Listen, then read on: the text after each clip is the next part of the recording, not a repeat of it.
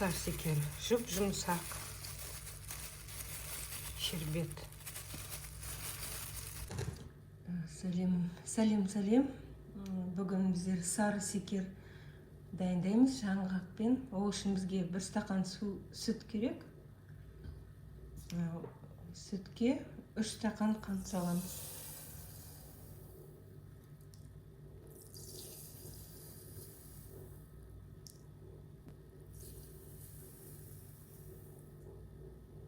Енді осыны отқа қойып,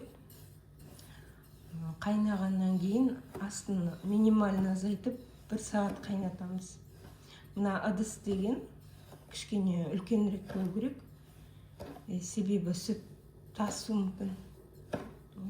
1 сағат отқа қойып қайнатамыз. Осы маса қайнады. Астын азайттым. Енді 1 сағат қайнау керек. Арасында келіп араластыруға болады. Араластыру керек.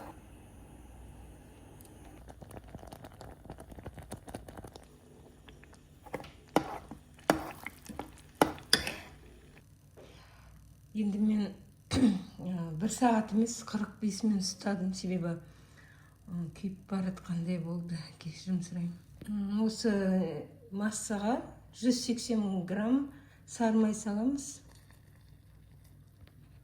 180 грамм сары май салдық. И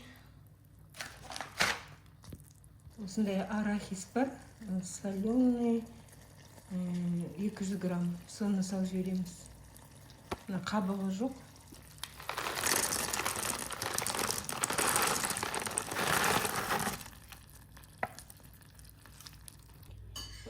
Сарсекерімізді пергаментный бумаға құйып қойдым. Енді суығанын күтеміз.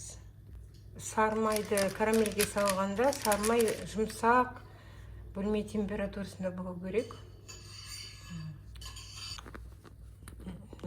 Сарсекер шербет.